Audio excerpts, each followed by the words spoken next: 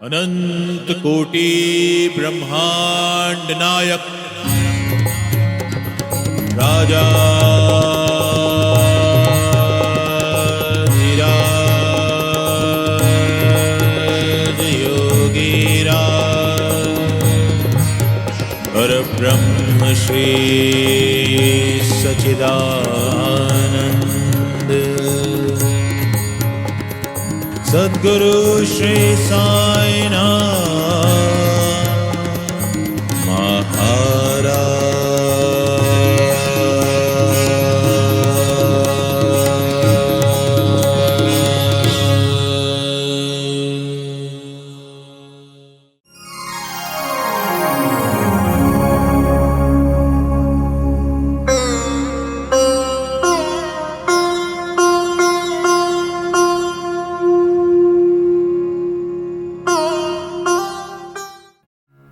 बाबा को आप जैसे हैं ना वैसे ही पसंद है।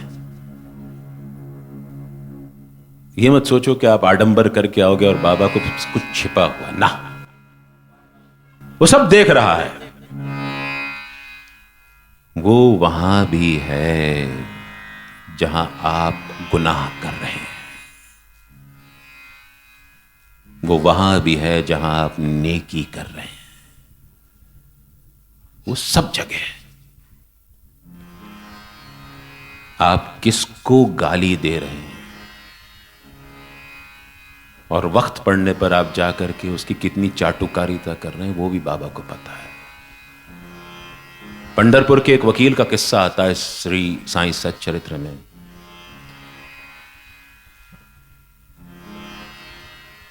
पंढरपुर के जज थे तात्या साहब नूलकर, जिनका नाम था कृष्णा जी नूलकर। उन्होंने एक फैसला दिया कि पंढरपुर में जो विठोबा का विग्रह है, जो उनकी मूर्ति है, जो उनका प्रतीक है, उसकी पूजा करने का अधिकार किसी एक वर्ग विशेष के पास नहीं है। जब उन्होंने यह फैसला दिया तो उनके ऊपर अलग अलग किस्म के सामाजिक दबाव आने लगे, उनको धमकाया जाने लगा, तो जिससे वो हताशा में आ गए, डिप्रेशन में आ गए और नाना साहब चांदोरकर के कहने पर वो बाबा के पास शिरडी में आए। पंढरपुर का जो बार रूम होता है, बार रूम यानी जहां पर मैकशी की जाती है, वो बार रूम नहीं कहलाता। जहां वकील बैठ करके अपना समय पसार करते हैं वो बार रूम कहा जाता है। तो जब तात्या साहब नूलकर इतने पढ़े लिखे और बेहतरीन जज होने के बावजूद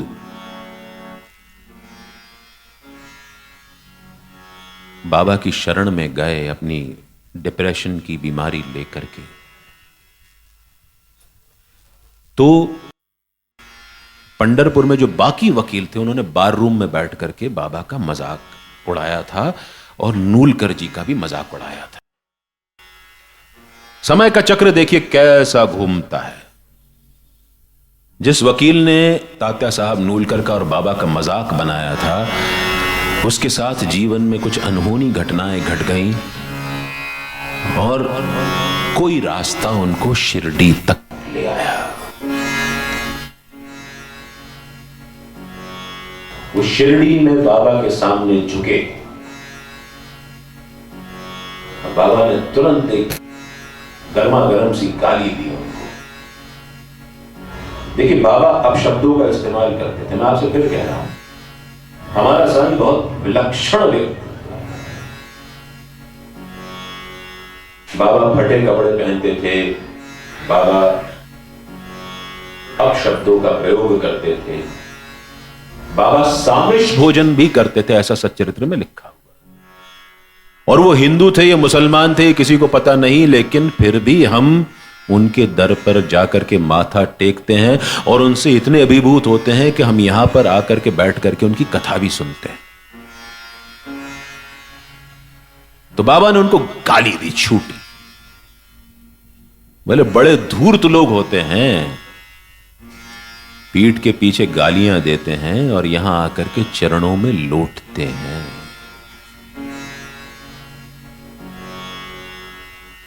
तो आप बाबा के प्यारे होना चाहते हो ना, तो आप जैसे हो वैसे ही रहो। बाबा को आपसे कोई परेशानी नहीं है।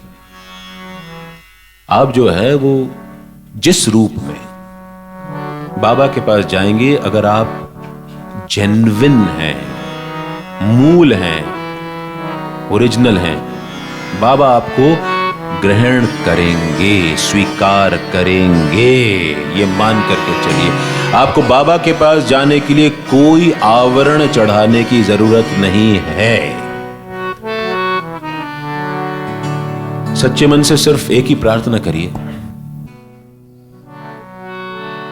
जैसे भी है अब है साईं, हम तो तेरे हैं। जैसे भी है अब है साईं, हम तो तेरे हैं। तेरे ही रंग में रंगे हमारे, तेरे ही रंग में रंगे हमारे, सांझ सवेरे हैं बाबा, हम तो तेरे हैं। जैसे भी हैं अब है साईं, हम तो तेरे हैं।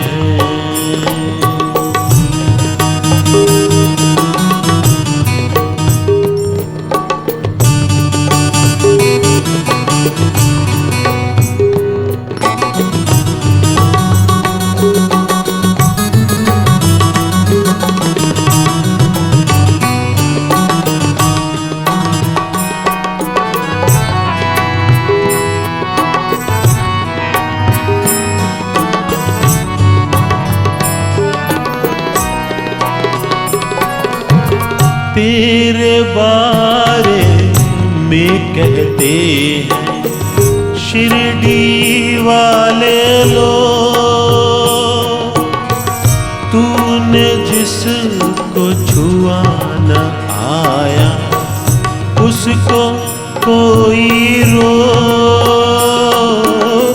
तूने ही हर दीन दुखी के, तूने ही हर दीन दुखी के दुर्दिन फेरे हैं बाबा, हम तो तेरे हैं।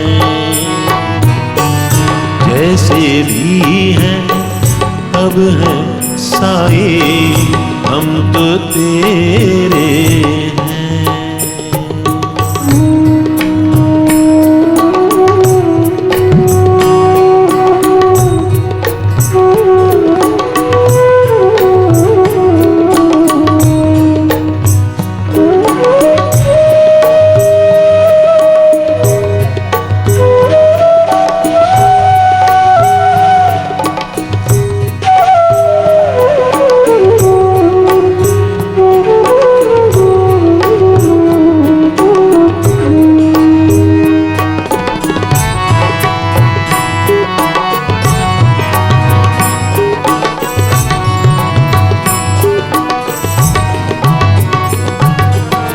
दूर दूर से लोग हजारों आते तेरे द्वार, तेरे द्वार जो भी आया पाया उसने प्यार।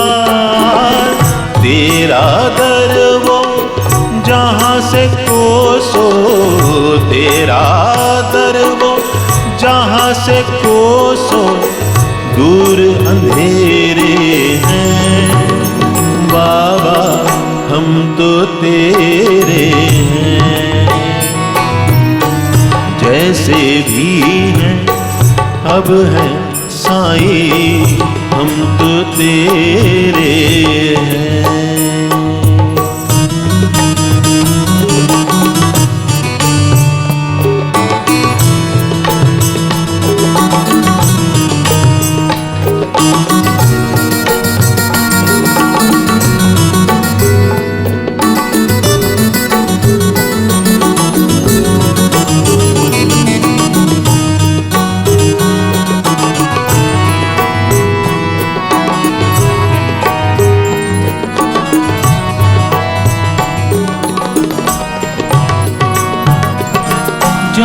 जहां हो पूजा तेरी, वहां न दुख का काम।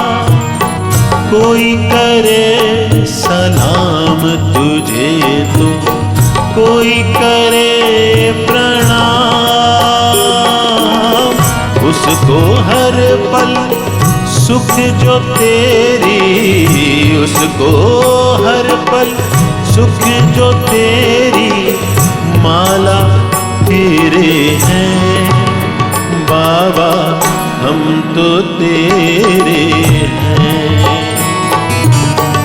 जैसे भी हैं अब है साईं हम तो तेरे हैं। तेरे ही रंग में रंगे हमारे, तेरे ही रंग में रंगे हमारे सांझ सवेरे हैं। बाबा हम तो तेरे हैं, जैसे भी हैं अब है साईं हम तो तेरे हैं, हम तो तेरे हैं, हम तो तेरे हैं।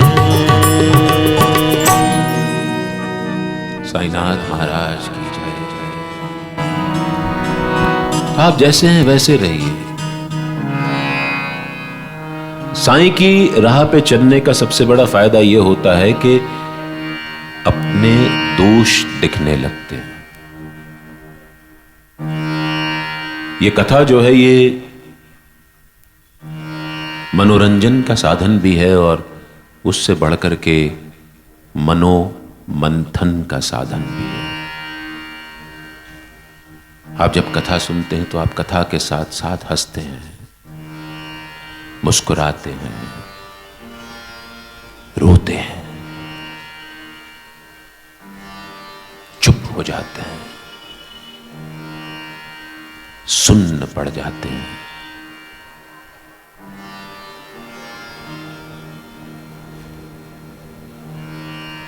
कथा आपको अंदर झांकने पर मजबूर करती है।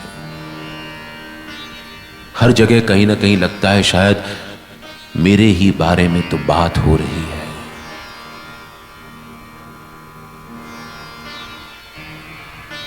स्वदोष दर्शन कराती है कथा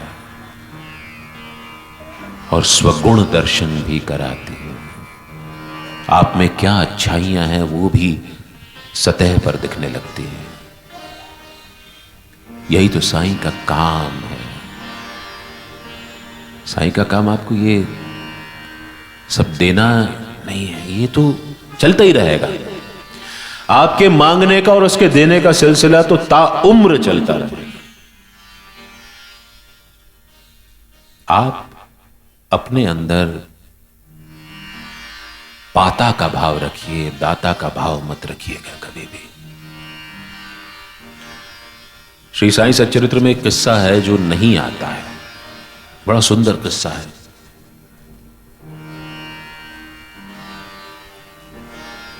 जब बाबा शिरडी में आए तो मालसापति, अप्पा जोगले और काशीनाथ शिंपी ने बाबा का खूब ख्याल रखा। काशीनाथ शिंपी पेशे से दर्जी था, कपड़ों का व्यापार करता था। तीनों बाबा का खूब ख्याल रखते, बाबा की खूब सेवा करते। दोनों मालसापति के मित्र थे, दोस्त थे।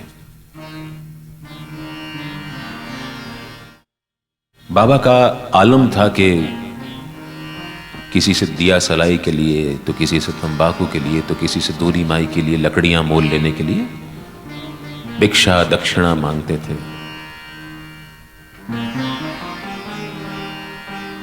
एक दिन उन्होंने काशीनाथ से किसी प्रयोजन हेतु दक्षिणा मांगी। काशीनाथ ने बाबा की झोली में डाल दिया।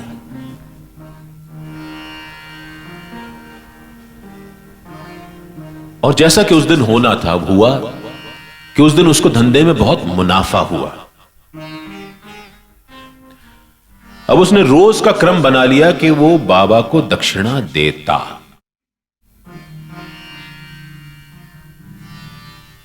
उसके धंधे में मुनाफा बढ़ता गया।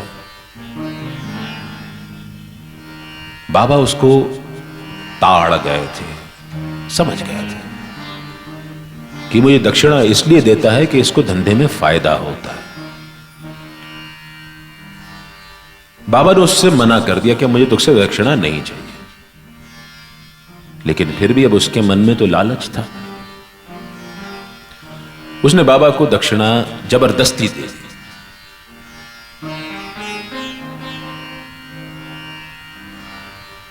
जिस दिन उसने यह किया उस दिन से उसका धंधा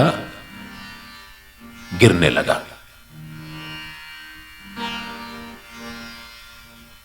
धीरे धीरे उसने बाबा को दक्षिणा देना बंद कर दी। अब बाबा उसके दर पर जाकर के तकाजा करते कि मुझे दक्षिणा चाहिए।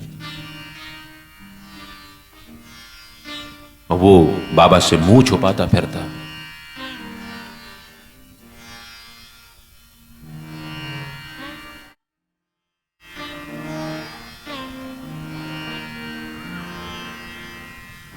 सोचिए सोचिए, आप पाता है दाता नहीं।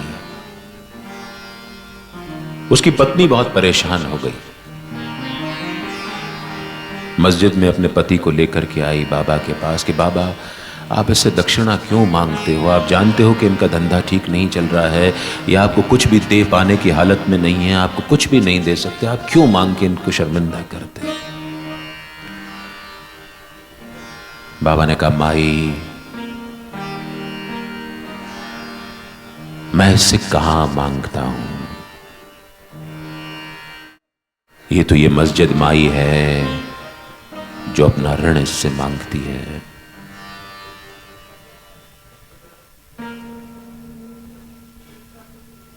ये मुझे बीच में रोज दक्षिणा देता था, और दक्षिणा देते देते इसके मन में यह भाव उत्पन्न हो गया कि मैं दाता और साईं पाता।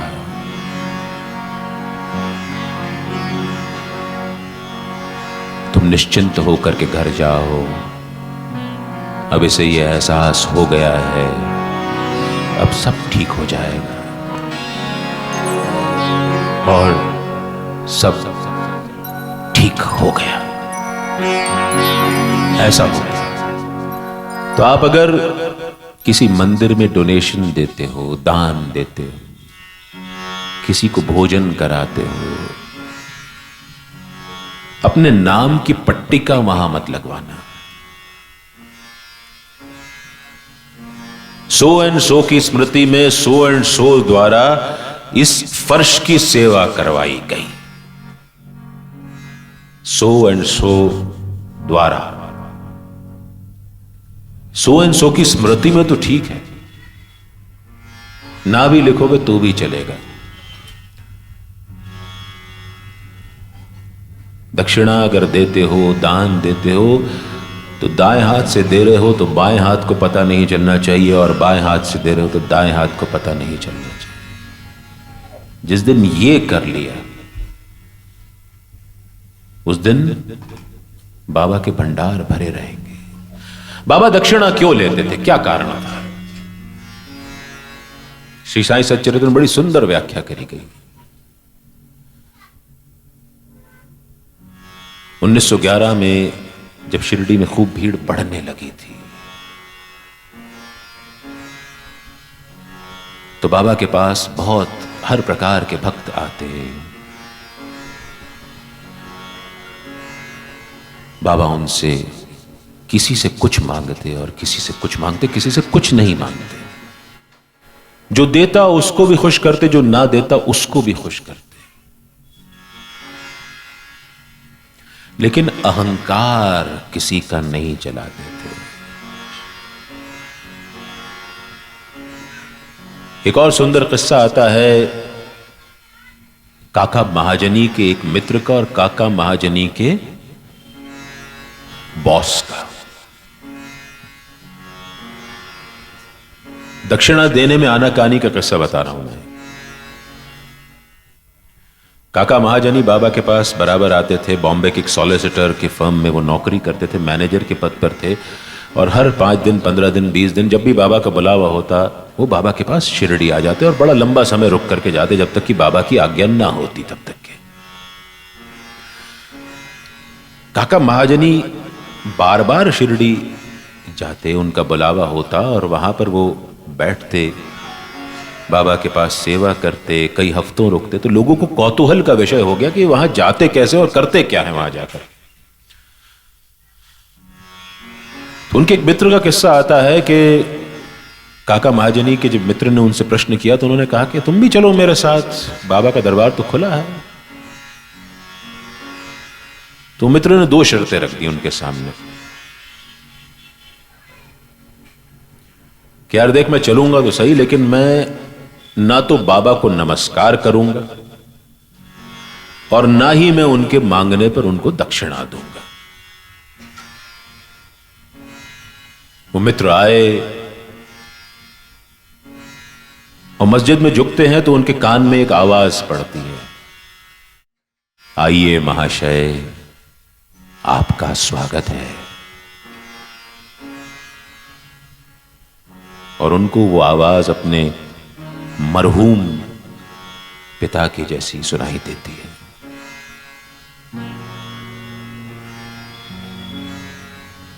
उनका पहला शर्त जो थी कि मैं बाबा को नमस्कार नहीं करूंगा,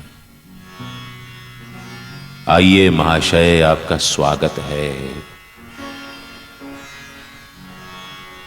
नमस्कार हो जाता है।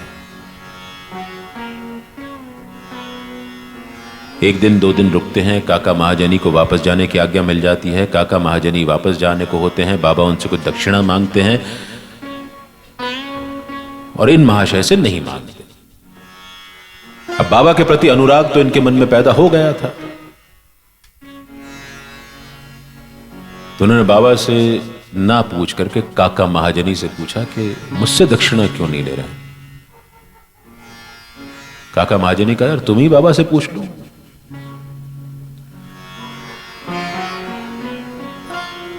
उन्होंने पूछा तो बाबा ने कहा, मैं तुम्हारी अनिच्छा देख करके मैंने तुमसे दक्षिणा नहीं मांगी थी, अब तुम्हारी इच्छा है तो मुझे दे जाओ।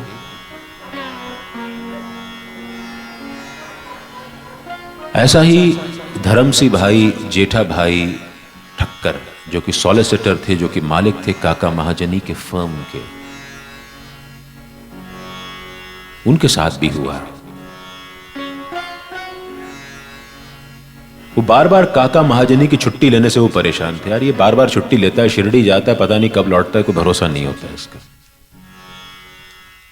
तो अब की बार जब छुट्टी के लिए अप्लाई किया काका महाजनी ने, तो ठक्कर जी ने उनसे कहा कि मैं चलना चाहता हूं तुम्हारे साथ शिरडी, तुम क्या करते हो वो देखने। तो कहा चलिए। अब इनके मन में थोड़ा सा संशय उत्पन्न हो गया कि अब इनके साथ जा तो मैं रहा हूं, लेकिन इसके आने का कोई ठिकाना नहीं होता। ये 2-4 दिन लंबा रुक गया तो मैं क्या करूंगा, मैं तो वहां फंस जाऊंगा। इन्होंने अपने एक दोस्त को भी साथ में कर लिया कि तुम भी चलो।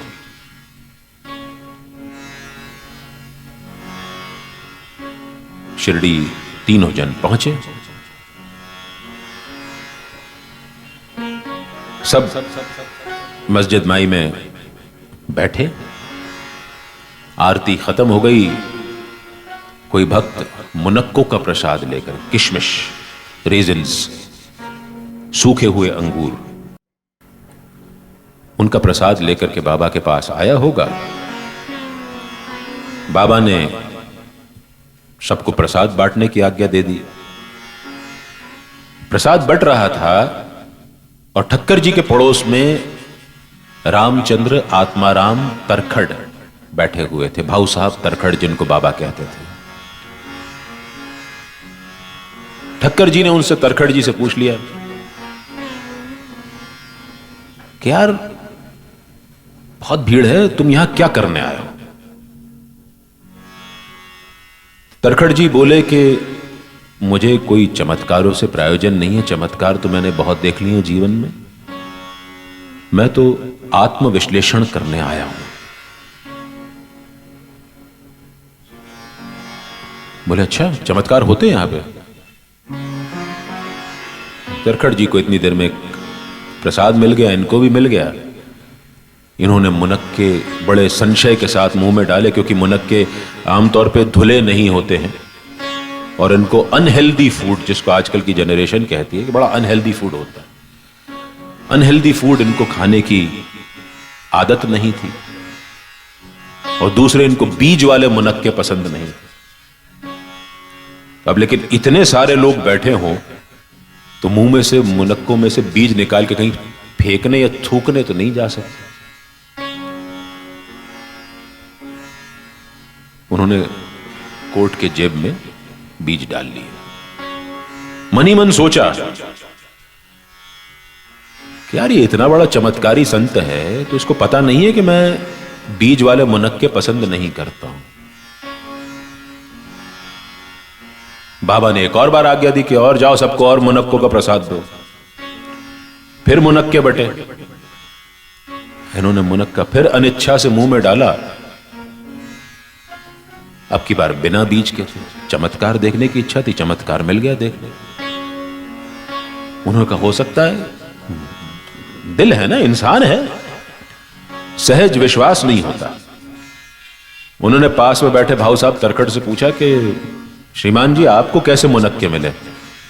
बोले बढ़िया स्वादिष्ट मीठे बीज वाले, इनको बिना बीज के मिल गए थे। दूसरा चमत्कार, मुनक्के फिर बच गए। बाबा के पास चले गए, बाबा ने हाथ लगाया कि जाओ बांटो। इनके मन में फिर विचार आया कि अगर बाबा सच में चमत्कारी हैं तो अब की बार मुनक्के काका साहब महाजनी से शुरू होने चाहिए बंटना। और जो बांटने वाला था वो सबसे पहले काका महाजनी के पास पहुंचा। जिनको चमत्कार देखने की इच्छा हो उनको चमत्कार बाबा दिखाई देते हैं।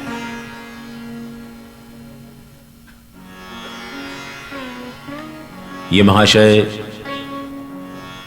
अब बाबा की शक्ति को जान गए थे। काका महाजनी को अब की बार एक दिन में ही इजाजत मिल गई, क्योंकि इन सेठ के मन में यह इच्छा थी कि मुझे लंबा ना टंगना पड़ जाए शिरडी में। तो दूसरे दिन सवेरे जब ये वापस आए बाबा के पास इजाजत मांगने, काका महाजनी और उनके सेठ दोनों,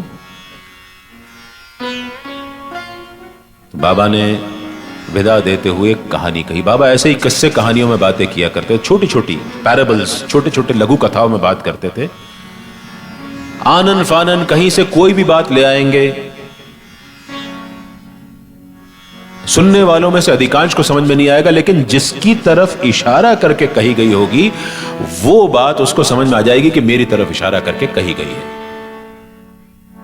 बाबा ने एक किस्सा शुरू किया सुनाना। एक बहुत ही स्वस्थ व्यक्ति था, उसको पैसे टके की कोई कमी नहीं थी, उसका धन व्यवसाय बहुत अच्छा था, लेकिन फिर भी वो नाहक चिंता में इधर उधर भटकता रहता। ठक्कर जी को समझ में आ गया था कि ये इशारा किसकी तरफ है। वो जान गए थे कि उनके पास किसी चीज की कोई कमी नहीं है, वो व्यर्थ में ही विचलित रहते हैं। उन्होंने जाते जाते बाबा से निवेदन किया कि बाबा आप कृपया मुझसे दक्षिणा ले लीजिए। बाबा ने उनसे 17 रुपए दक्षिणा मांगी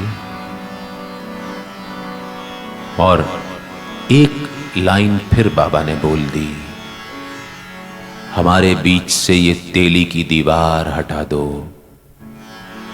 जिससे हम दोनों अपने मिलने का पाथ सुगम कर सके, मिलने का मार्ग सुगम कर सके। तो जब बाबा से, सदगुरु से मिलो तो कभी अपने मन में संशय मत लाओ, न उसकी शक्ति के प्रति, न अपनी भक्ति के प्रति।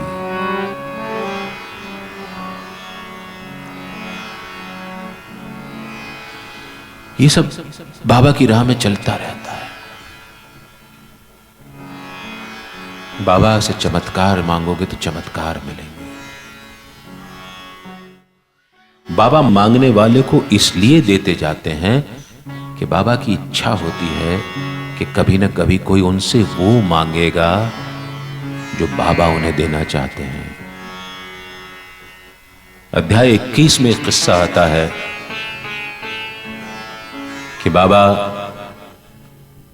अपने एक भक्त से मस्जिद में बैठे हुए हैं, बात करते हुए कहते हैं, अब ये भी वैसा ही किस्सा है, और न छोर लेकिन मतलब चहु और।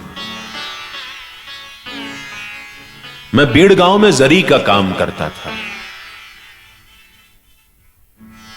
हम लोग 4 लोग थे, हम चारों खूब मेहनत करते थे। एक दिन हमारे सेठ ने हमारे काम से खुश होकर के हमें बख्शीश दी।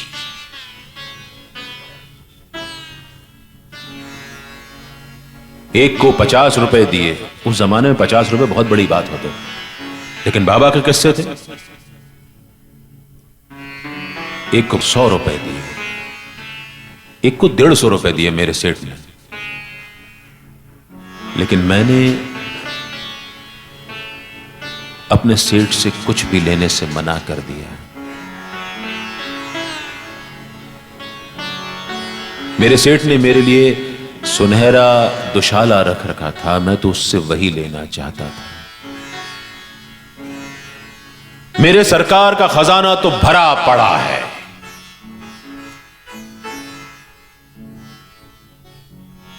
जो भी सच्ची माई का लाल हो वो आए और गाड़ियां भर भर के ले जाए। मेरे पास लोग आते हैं धन मांगने, दौलत मांगने, सुख मांगने, संपदा मांगने, बच्चा मांगने, शादी मांगने, व्यवसाय मांगने, नौकरी मांगने। मैं सबको सब कुछ दे देता हूं इस उम्मीद में कि वो लौट करके आएंगे और मुझसे किसी दिन वो मांगेंगे जो मैं उन्हें देना चाहता हूं।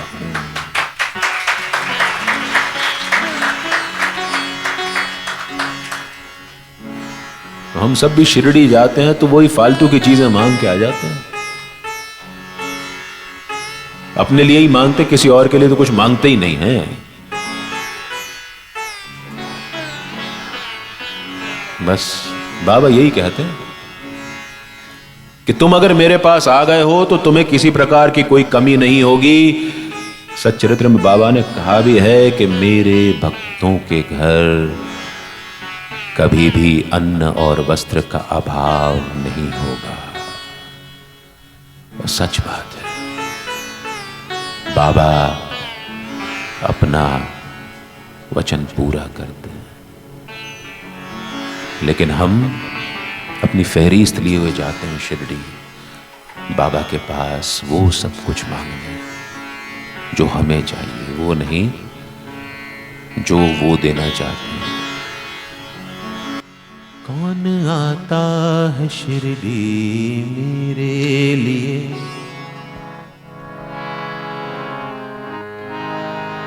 सभी आते यहाँ पे अपने लिए।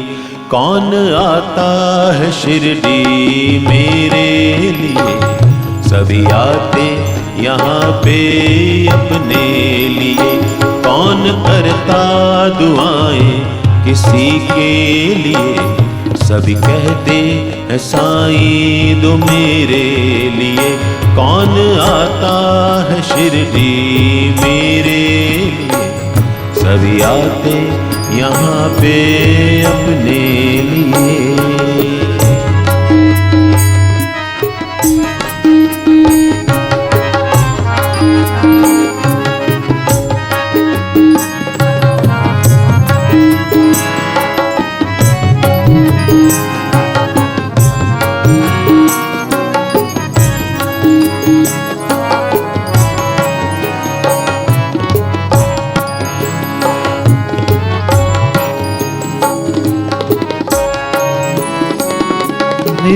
दिल में उनकी है चाहत बड़ी, जो किसी के काम आते हैं।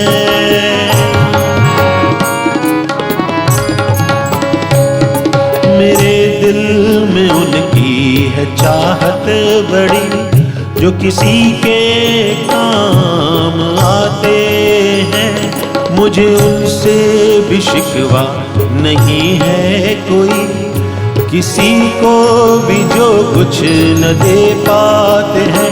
मांगते हैं जो खुशियाँ अपने लिए, मांगते हैं जो खुशियाँ अपने लिए, और करते नहीं कुछ भी रब के लिए। कौन आता है शिरडी मेरे लिए, सभी आते यहाँ पे अपने लिए।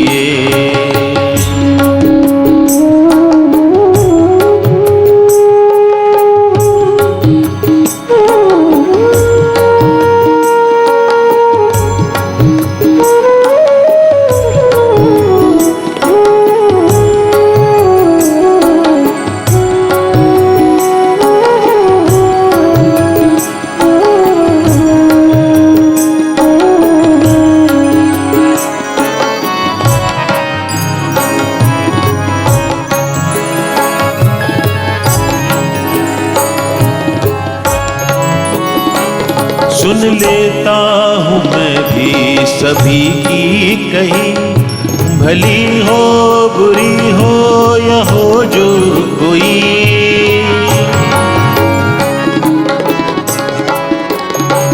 सुन लेता हूँ मैं भी सभी की कही, भली हो बुरी हो या हो जो कोई।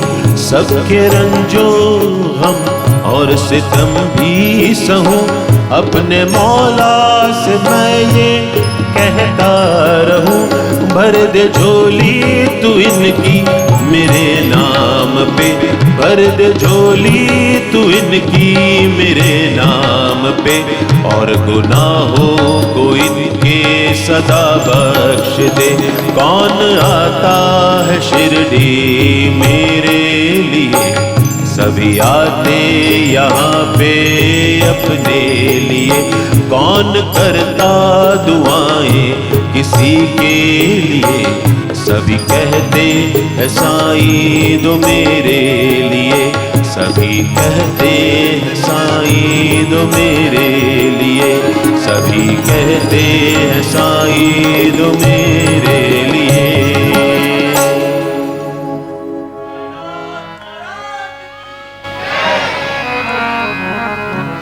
चरित्र में एक गणपतराव बोडस का किस्सा आता है।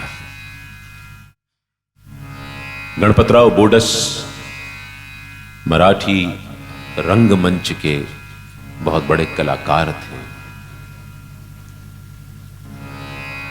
वो अपने संस्मरण में बताते हैं कि एक बार बाबा ने मुझसे दक्षिणा मांगना शुरू किया। वो मांगते गए, मैं देता गया। आखिर में यह हुआ कि मैंने अपना पूरा पर्स उल्टा करके उनके सामने रख दिया। उसके बाद वो बताते हैं कि वो दिन और आज का दिन मुझे जीवन में कभी धन की कमी नहीं हुई।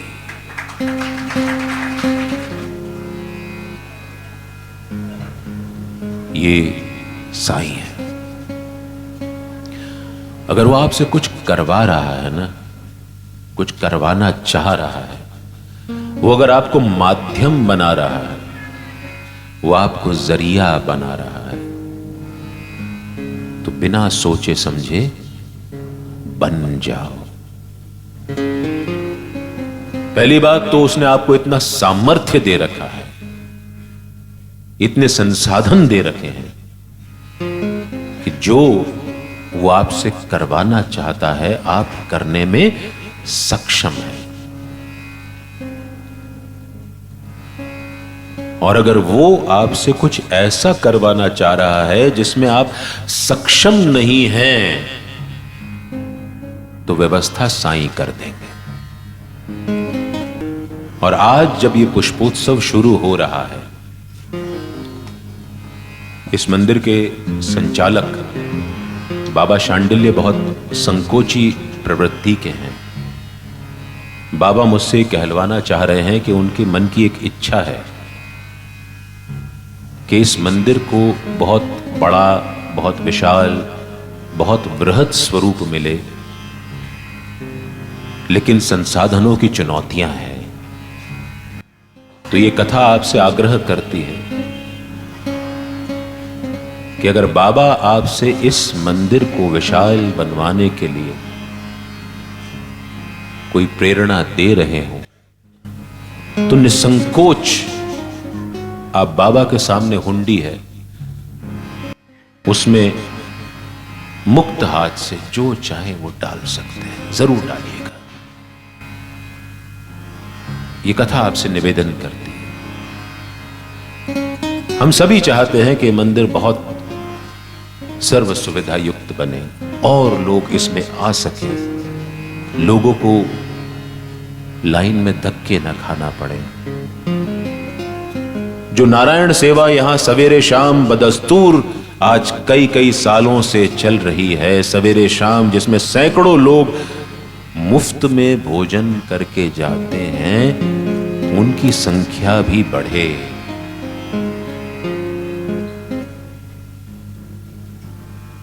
और ऐसा नहीं है कि सिर्फ गरीब और बेसहारा लोग आते हैं, कई बार ऐसे लोग भी होते हैं जो किसी कारण से भोजन की व्यवस्था जिनके घर पे नहीं हो सकती, वो भी आके यहां प्रसाद लेते हैं।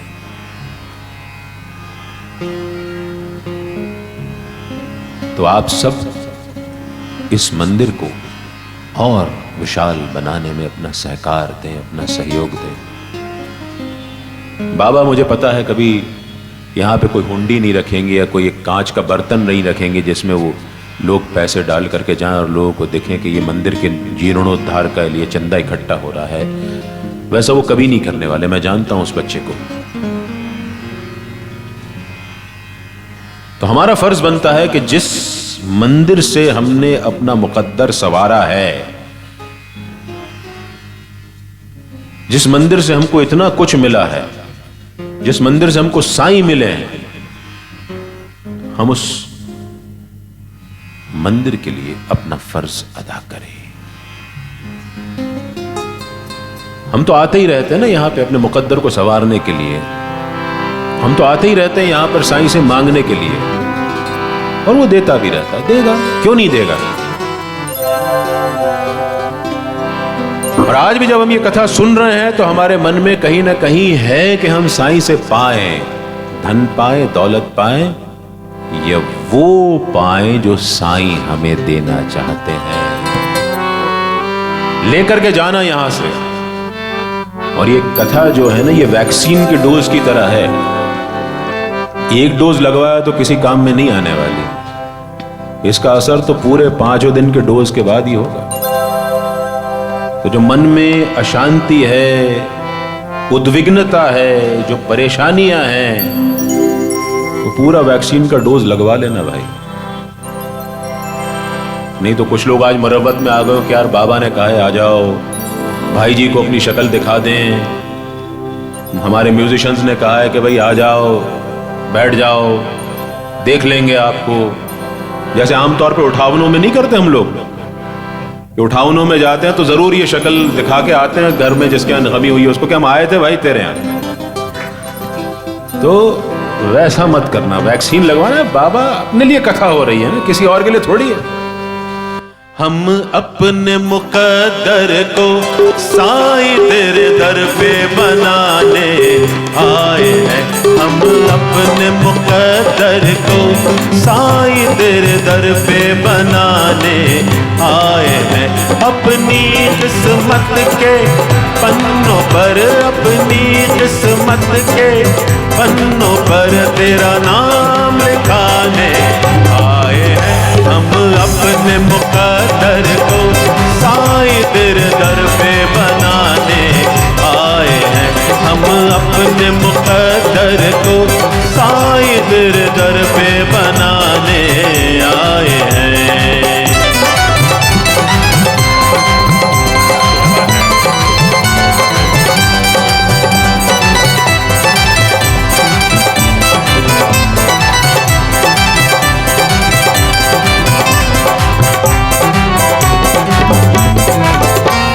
हमें ढूंढते हैं दुनिया के लोग, हमें ढूंढते हैं दुनिया के लोग। साईं जी हमें महफूज करो, हमें ढूंढते हैं दुनिया के लोग। साईं जी हमें महफूज करो। तेरी गोदी में हम तो साईं, तेरी गोदी में हम तो साईं इस सर को छुपाने आए हैं। हम अपने मुकद्दर को साईं तेरे दर पे बनाने आए हैं।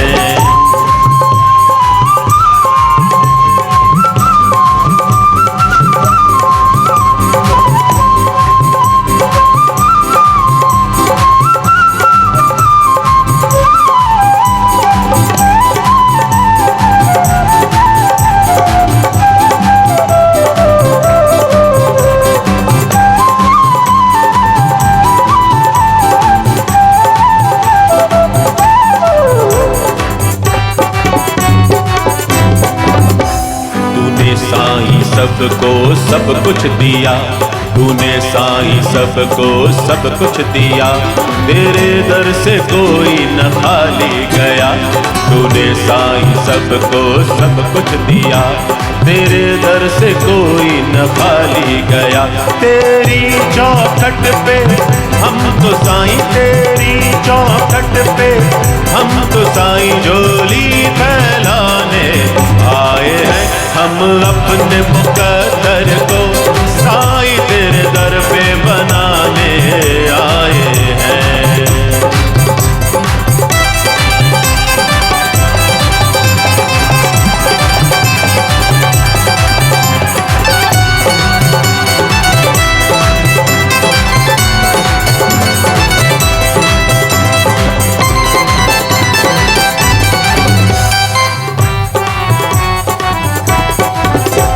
दिन रात साईं मांगे तुमसे दुआ, दिन रात साईं मांगे तुमसे दुआ। चरणों में सदा हमें अपने रखो, दिन रात साईं तुमसे मांगे दुआ। चरणों में सदा हमें अपने रखो। तेरे मंदिर में हम तो साईं, तेरे मंदिर में हम तो साईं ये अर्जी लगाने आए हैं। हम अपने मुकद्दर को साईं तेरे दर पे बनाने आए हैं। हम अपने मुकद्दर को साईं तेरे दर पे बनाने आए हैं। अपनी किस्मत के पन्नों पर, अपनी किस्मत के पन्नों पर तेरा नाम लिखाने आए हैं। हम अपने मुकद्दर को साईं तेरे दर पे बनाने आए हैं। हम अपने मुकद्दर को साईं तेरे दर पे बनाने आए हैं। तेरे दर पे बनाने आए हैं। तेरे दर पे बनाने आए हैं। तेरे दर पे बनाने आए हैं। तेरे दर पे बनाने आए हैं। साईं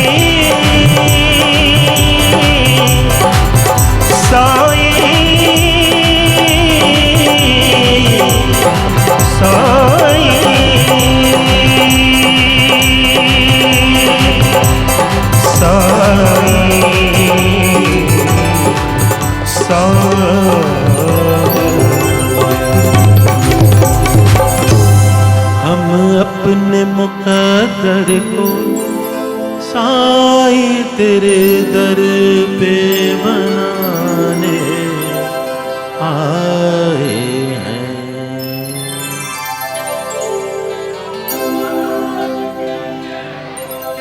आज की कथा को विश्राम देने का समय आ रहा है। आइए हम सब मिलकर के बाबा को अपने गुरु, अपने पिता, अपने माता के रूप में विश्राम देने के लिए अग्रसर हों।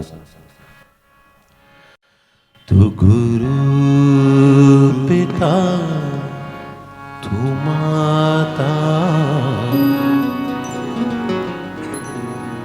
तू सभी गुणों का दाता।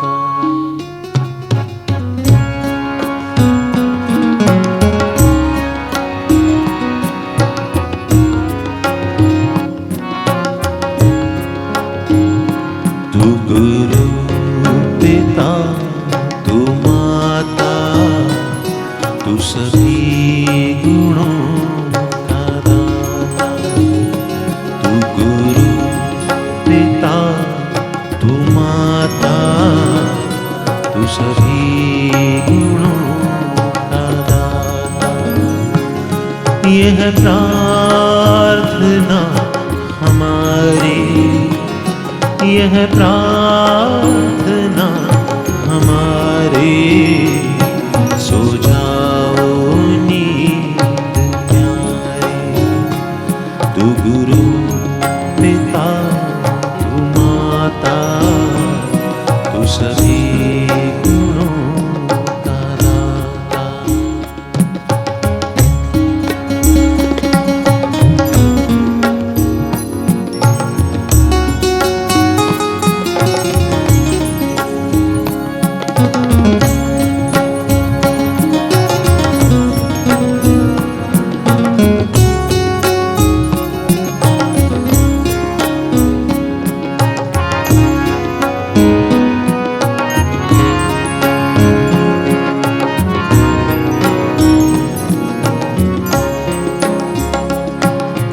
तेरे नैन थक चुके हैं भक्तों के दर्शनों से। तेरे नैन थक चुके हैं भक्तों के दर्शनों से। सब सो गए हैं जाकर तेरे समीप आकर। सब सो गए हैं जाकर तेरे समीप आकर। यह प्रार्थना हमारी, यह प्रार्थना हमारी, सो जाओ नींद प्यारी।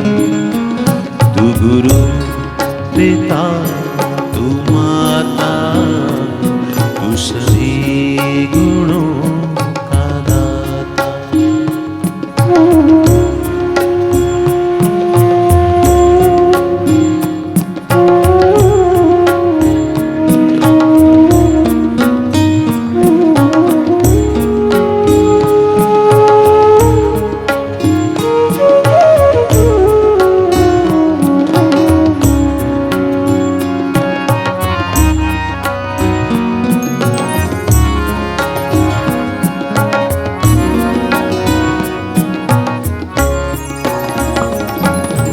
तेरे सपने लेके अब तो हम भी घर को चले हैं। तेरे सपने लेके साईं हम भी घर को चले हैं। सब सो गए हैं जाकर तुझको नज़दीक पाकर।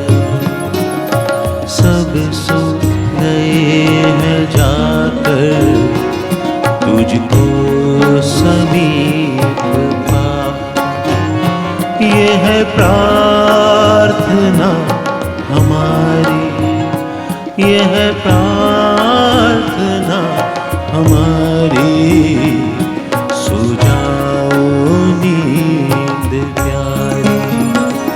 तू गुरु पिता तू माता तू सभी गुणों का दाता। साईं ओम साईं ओम साईं ओम साईं ओम साईं ओम साईं ओम साईं ओम साईं ओम साईं ओम साईं ओम साईं ओम साईं ओम